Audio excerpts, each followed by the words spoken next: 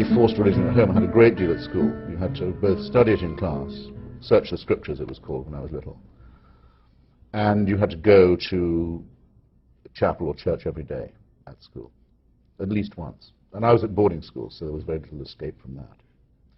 And I went first to a Church of England little boys prep school, boarding school when I was 8, and then to a Methodist boarding school in Cambridge when I was 13. So I actually had quite a lot of religious variety in my life in the formative years. And did you believe any of it? No, you don't become an atheist so much as you find out that's what you are. There's no moment of sort of conversion. You don't suddenly think, I don't believe this anymore. You essentially find you don't believe it. And in my case, that happened when I was about, I don't know, 9 or 10, I think. Wouldn't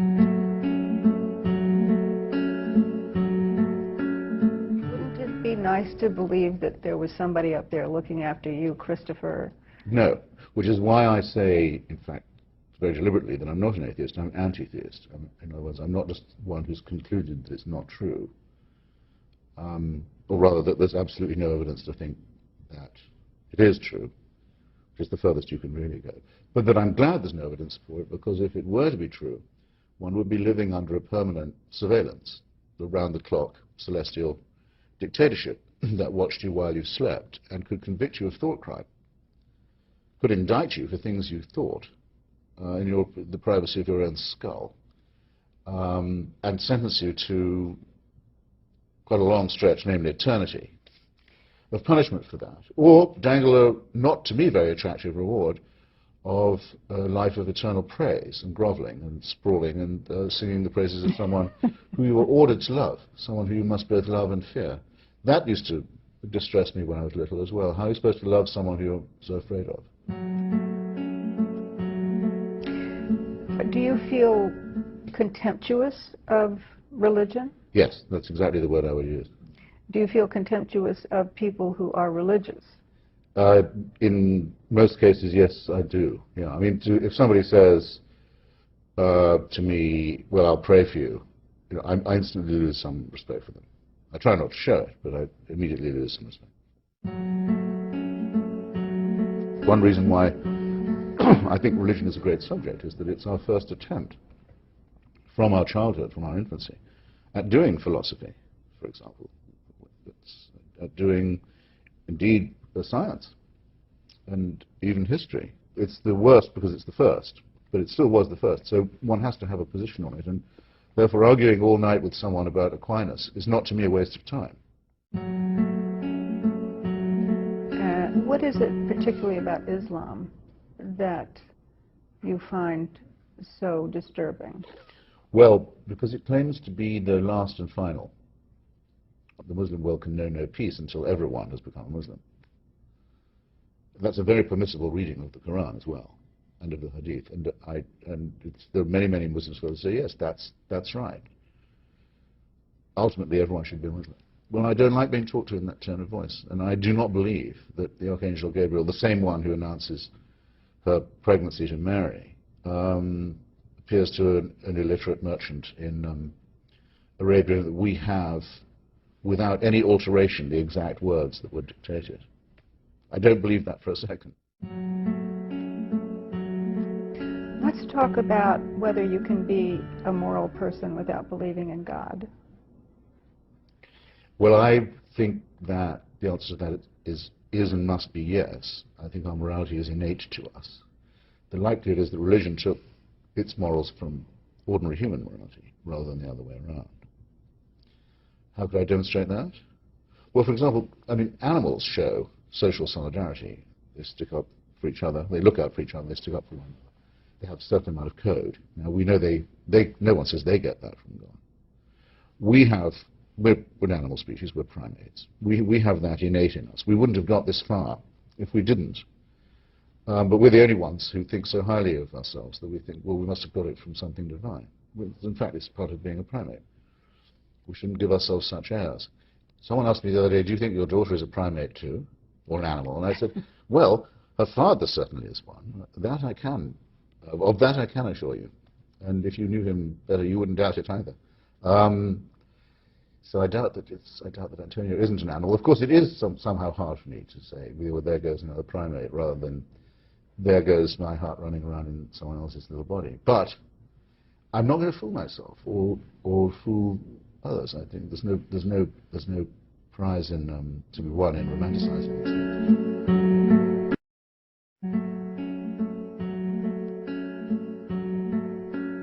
Well, tell me a little bit about your upbringing, your religious upbringing. Well, both my parents were in different ways religious refugees, you could almost say. My father had been brought up in a very strict Calvinist Baptist household by a really tyrannical grandfather, who I remember, his father, my paternal grandfather, who was a teacher in a very rough part of Portsmouth. And I think not just Sundays were pretty grim in that family, but probably every day was pretty grim. Fiction was considered immoral to read a novel, no music, nothing like this. And a very grim old guy.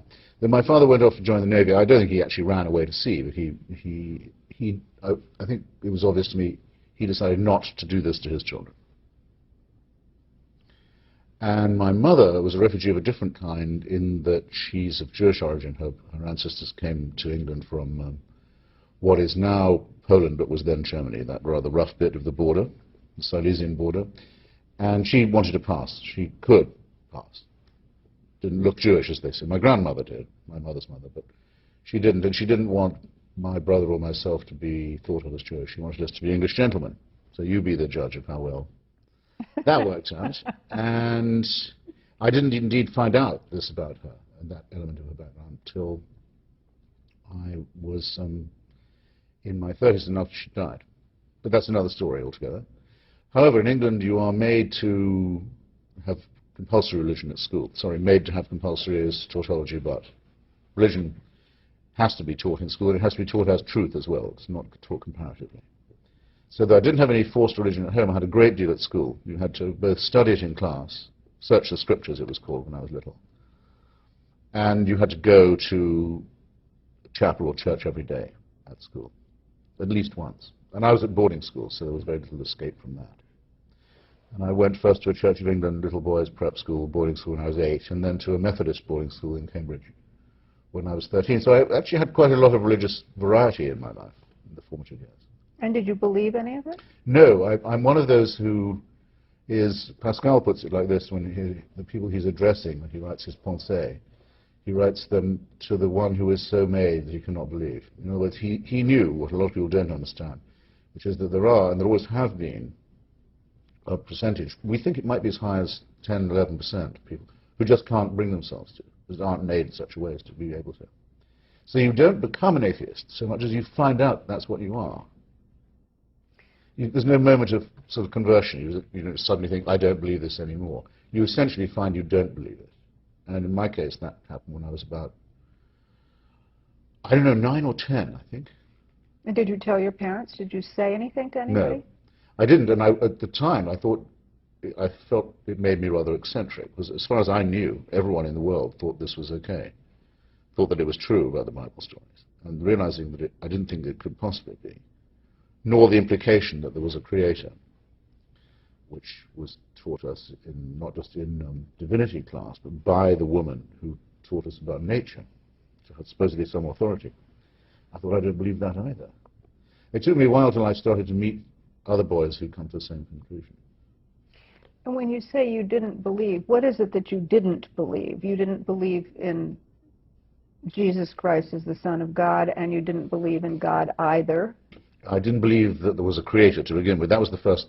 I'll tell you the story if you like. It's in my book, but I can shorten it. Mrs. Watts, lovely old lady, childless widow, taught us nature, trees, plants, birds, all that kind of thing. She also taught us scripture. And one day she tried to fuse these two roles by saying, children, you notice how lovely and green all the vegetation is. This was on Dartmoor, a lovely part of Devon, lovely part of England. How beautiful and green everything is, and that shows how nice and kind God is, because green happens to be the color that's most restful to our eyes. And he could have made it purple or magenta or something really nasty, and that would have been very clashing and glaring. And I remember thinking, that's nonsense. I didn't know anything about chlorophyll or photosynthesis, or the evolution of the eye, or natural selection, or genes, or anything of the sort. But I knew, as if I knew, not a bit better than by instinct, that's wrong. It must be the other way around. The eyes have adapted to the vegetation, surely, not the vegetation to the eye. But what about your Jewish heritage? That was something you learned recently, wasn't it? Yes, it was when my grandmother, my mother's mother, outlived my mother by many years and was about to outlive my father, who was dying. And around that point, my brother also took the decision to get married to a young Jewish woman. So my grandmother decided there was no further need to keep the secret that my mother had not wanted broken. And she told my brother and myself that we had Jewish ancestry. It was a rather amazing thing to find at the point when I was dealing with the impending death of my father. I sort of turned over a lot of my luggage, but I found it was actually, for me, a pleasant discovery. I was pleased to find it. And it made me write the only autobiographical essay I've ever written, about sort of looking into my roots a bit. And that I don't want to repudiate, because I don't like the idea that my mother felt she had to deny. So I'm not going to practice denial. In other words, if somebody says to me, "Are you Jewish?" in whatever tone of voice, whether it's a friendly or unfriendly question, I would feel I had to say yes. Then the reverse qualifications. I don't practice. I don't believe in the covenant. I don't think I'm chosen. I'm not a Zionist. Or things like that. But I have a respect for the Jewish tradition. So you like the cultural part of it and the continuity of the tradition? Well, the Seder, for one thing, is also Hellenistic. I mean, the idea of the Seder is you lie around, should be on couches, not on chairs. You drink wine, you ask questions and give answers, and you try and draw in the brighter young people into the conversation. It's modeled on a Platonic symposium. There's a lot of Hellenism in Judaism, and I wish it predominated. I'm talking about actually using the word, the A word, because it's a very harsh word. Some people have said, if you call yourself an atheist, it's like saying you're a child molester. Well, it certainly wasn't true in the England in which I was brought up. I mean, after all, this is the Cambridge of Charles Darwin.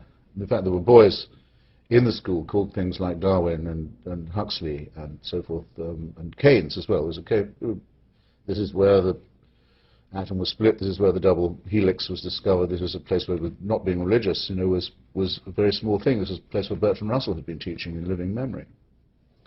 So that was easy. I've never found it that difficult, by the way, in America either to say I'm an atheist, not on the level of child molestation. So there was nothing to overcome in that respect. The only thing one had to discover was whether one was an atheist or an agnostic. That's what we used to ask ourselves. And that word also coming from another Huxley, Thomas Huxley, who coined it during the debate over evolution. It's a very new word, theoretically a middle position. Some people don't like atheist for another reason, which is all it does is to say what you don't believe. It isn't very positive. It's a negative affirmation, if you like. I don't mind that either. I think it's a perfectly good question to be asked, and I think one's answer should be honest. If you say you don't believe, which is what an agnostic has to say, because an agnostic says, I can't decide it, well, it means you don't believe in God. Otherwise you would have decided. Well, if you don't believe, you're an atheist. QED. And so you call yourself an atheist now? Because to be a believer, you have to be not just, in my view, a deist. In other words, someone who believes that there is a God. That all your work is still ahead of you as a religious person, if you believe that. To be a religious person, in other words, a theist, you have to say that you think that God intervenes, cares about you, has a plan for you, takes an interest in human affairs, and can, in fact, be solicited to intervene. I mean, can answer prayers, can perform miracles. So that you have to believe that. Now, I frankly don't think anyone really, really, really believes that. They would like to believe it. I wouldn't like to. I don't think it would be a nice idea if it was true, but that's a different question. Why wouldn't you like to believe it? Wouldn't it be nice to believe that there was somebody up there looking after you, Christopher? No, which is why I say, in fact, very deliberately, that I'm not an atheist, I'm an antitheist. In other words, I'm not just one who's concluded that it's not true, or rather that there's absolutely no evidence to think that it is true, which is the furthest you can really go. But that I'm glad there's no evidence for it, because if it were to be true, one would be living under a permanent surveillance, around-the-clock celestial dictatorship that watched you while you slept and could convict you of thought crime, could indict you for things you thought in the privacy of your own skull, and sentence you to quite a long stretch, namely eternity, of punishment for that, or dangle a not to me very attractive reward of a life of eternal praise and groveling and sprawling and singing the praises of someone who you were ordered to love, someone who you must both love and fear. That used to distress me when I was little as well. How are you supposed to love someone who you're so afraid of? Compulsory love? How fascinating. I didn't know about sadomasochism then. Actually, there was quite a lot of it in some of the boarding schools I was at, but that was for later. But I think there's something essentially sadomasochistic about the religious universe, especially the Christian one. Well, suppose somebody said there was a loving God who was looking after you, who was not going to punish you for anything, who was not going to blame you for anything, who was simply going to love you and take care of you and look after you. Unlike so many of the Christian religions where you are sinners and you have to be saved. If it was all win-win-win. It's all win-win, yeah. No one ever has offered me that, but I would still be very dubious about it because I think dictatorship is in some ways made worse when it's benign, when it's all for your own good. I mean, I find that, in a way, the most unattractive form of despotism.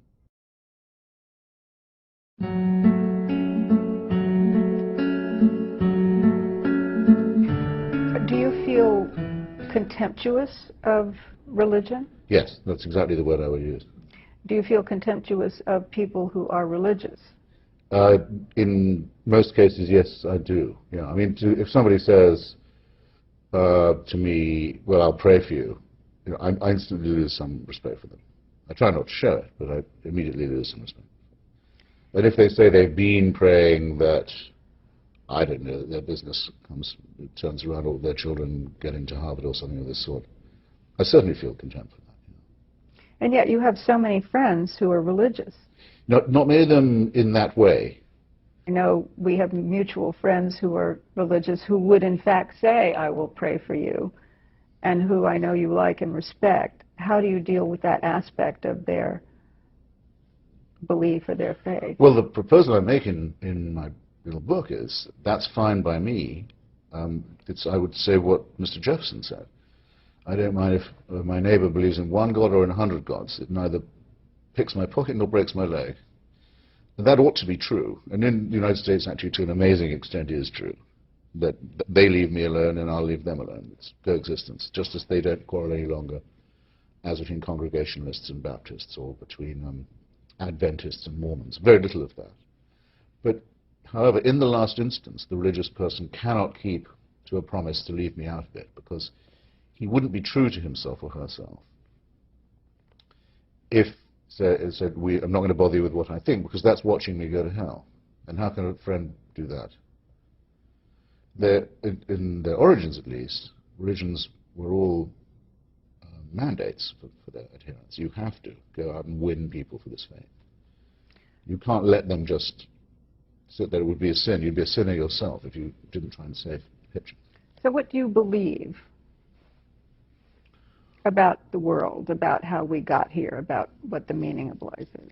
Oh, I'm fairly conventional as to how we got here. I mean, I think that what was originally initially insultingly called the Big Bang was called the Big Bang by Fred Hoyle in an attempt to discredit it, now accepted as the origin of the cosmos, and it's moving away from us at rather a rapid rate, and it's one day going to flame out.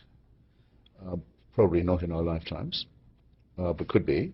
And then we now know, thanks to the unraveling of the human genome, an enormous amount about how we come to be here, what we have in common, not just with other animal species, but with plants as well. In other words, that we are part of nature, we're not a separate creation from it.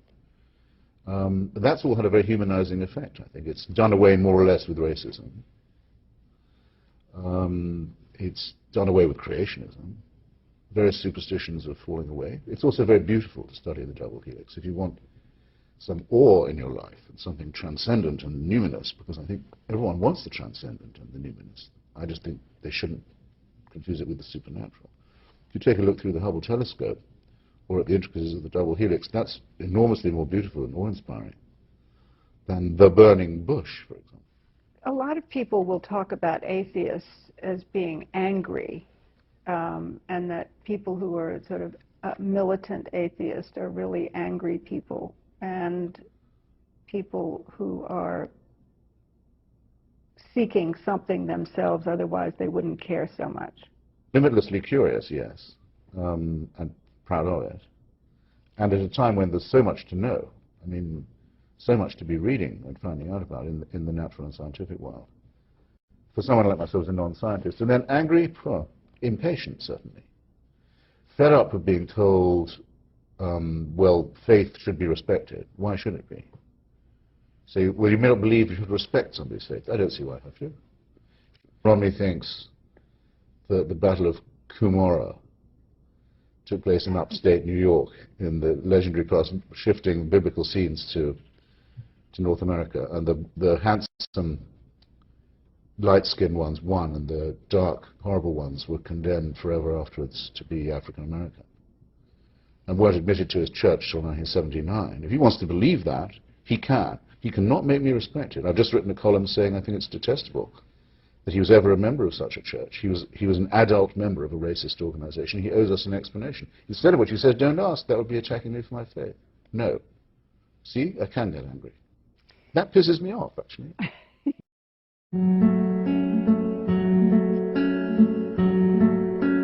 One reason why I think religion is a great subject is that it's our first attempt from our childhood, from our infancy, at doing philosophy, for example. It's at doing, indeed, the science and even history. It's what we came up with when we didn't know very much about the natural order. We didn't know where we came from. We thought the Earth was about 6,000 years old. We didn't know it was round. We didn't know there were microorganisms that actually had dominion over us rather than we over them. We didn't know where earthquakes came from. All of this, it's the worst because it's the first, but it still was the first. So one has to have a position on it, and therefore arguing all night with someone about Aquinas is not to me a waste of time. It's very interesting and good training. What is it that has driven you to learn so much about religion? What is it about it that fascinates you so much? Well, I studied philosophy when I was at Oxford, and in a way, the first efforts at philosophy are made by the schoolmen, if you like, by people who were in holy orders. Partly, no one else was allowed to practice it after the Christian Empire closed the schools of philosophy in Greece. After Justinian made Christianity the official religion of the empire, but after that happened, philosophy was a branch of religion. So you have to study Peter Abelard if you want to know how Aristotle came back into the West, via Baghdad, by the way. You have to study my favorite medieval philosopher, William of Ockham, who coined the phrase Occam's razor, the method of logical disputation. And being religiously literate, let's say, is part of being educated. Where do you stand on the argument that schools should be required to teach religion to their students?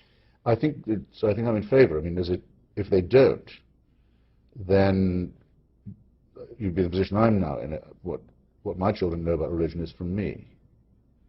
I try and tell them, and I take them to religious events. So this is what Catholic ceremony is like, this is what a Jewish one is like, and so forth. But it seems odd that I'm doing that. And they didn't used to know what I thought about these things, but they know now. So it's rather weird to have Daddy doing the instructing. And I think schools ought to make people religiously literate. People ought to know that Augustine wrote The City of God. People ought to know about the disputes that have been between Occam and others, and so forth. It's a great way of teaching people. I also think, in a funny way, it's worth teaching the argument, as President Bush rather shadily calls it, between the creationists and the evolutionists. Not in science class, because there's no argument among scientists about it, but it's part of our cultural history. The Scopes trial should be taught. I learned about the debate between Darwin and the anti-Darwinians because of the public debate between Huxley and Bishop Wilberforce at Oxford in the 19th century. That's how I learned, by studying the argument. I think all that should be taught. Otherwise, we're going to have the awful concept that there are areas that are off limits to American children, because otherwise it would be too controversial. That's the death of education. Do you see any good in religion? Yes. There are two kinds. There's a practical kind. Daniel Dennett is very good on this in his book, Breaking the Spell. Obviously, among our ancestors, those who went to the witch doctor event believing in it had a slightly better chance of being cured than those who didn't believe or didn't go. Marginal and fraudulent, but everybody knows that morale is an ingredient in recovery, and probably just being at the ceremony made some people feel better. Helped to glue them together in the dark, which was full of demons as far as they knew, as far as they were told. So it probably helped people to get through the dark ages, which it also did darken, I have to say. And then there's what I don't call it, but what is known as the apotropaic. In other words, if I say something risky, as I once did in print, well, none of my children have ever had any physical difficulty, they've never been ill. I think, God, I shouldn't have said that. You get superstitious. I admit it. And you want to ward off any claim that's hubristic. You don't want to take any credit. You feel a natural wish to set the credit elsewhere. It's a bit too much like spitting when you cross water or touching wood. But it also has a sort of modesty about it. It's what the Greeks would call avoidance of hubris.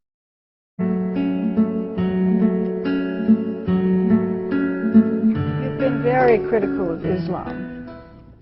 What is it particularly about Islam that you find so disturbing? Well, because it claims to be the last and final of the three monotheisms, to be the completion of everything. I mean, the way I put that is it's a plagiarism of its predecessors, largely, as is its holy book, supposedly holy book. It's a plagiarism from Judaism and Christianity, and not a very elegant one. But it says, rather than say we're indebted, it says, no, that's it. You don't need any more. There's no further need for any more books, any more revelations, any more prophets. All you need to recognize is that there's one God and Muhammad is his messenger. That's implicitly very worrying, I think, because it's an absolutist claim, latently totalitarian, as all religious claims are. I wonder. From that comes the idea, which was debated, of course, among Muslims, as to what the precise meaning of the word jihad is. But there is no doubt that one of its meanings is that the Muslim world can know no peace until everyone has become a Muslim. That's a very permissible reading of the Quran as well, and of the Hadith. There are many Muslims who say, yes, that's right. Ultimately, everyone should be Muslim. Well, I don't like being talked to in that tone of voice, and I do not believe that the Archangel Gabriel, the same one who announces her pregnancy to Mary, appears to an illiterate merchant in Arabia that we have, without any alteration, the exact words that were dictated. I don't believe that for a second. Do you think that Islam is a violent religion? Well, as I say, it has this, because of the immense claims it makes for itself, and the tremendous reluctance it has to undergo any form of self-criticism. You hear people saying, what about it having a reformation? That may be phrasing it wrongly. Just to have a self-criticism, for example, very few Jewish or Christian scholars will now say the Bible is the unalterable Word of God. There are many arguments about the authorship of different books and texts, the multiple authorship, the layerings, the interpolations, and so forth. It's admitted by Talmudic and biblical scholars. There's an orthodox fringe and a fundamentalist fringe in both cases that repudiates this, denies it, but it's more or less mainstream now that it's a textual matter. With Islam, that's completely refused. No, the Quran is not a subject for textual analysis at all. What are you talking about? It's the unaltered, unalterable Word of God. You can't even use it for literary purposes, Mr. Rushdie, without running a very severe risk. And please let us remind you and underline what that risk would be. Yes, I think it's violent. Aren't you scared? Have you been threatened yourself? Well, I'm not an apostate, as Salman was. I was never a Muslim, in other words. The penalty, it's not in the Quran, it is in the Hadith. The penalty for abandoning your Muslim faith is indeed death. But that doesn't apply to me. I dwell in jahiliyyah, in ignorance, in darkness. I don't know any better. There's been a slight change in this lately, though. Sinister one, too. They've started attacking non-Muslims and threatening them, as in Denmark. So it used to be you had to be an apostate. Now you can be just anybody. And that's a line that shouldn't have been crossed without people noticing it. Yes, I was threatened once by Iran, at least so the State Department Office of Counterterrorism told me. This was after I'd helped arrange a visit for Mr. Rushdie to Washington in the early days of the Clinton administration. Successful visit. And they called me in and said they'd picked up a believable threat to me from Iran, but nothing materialized.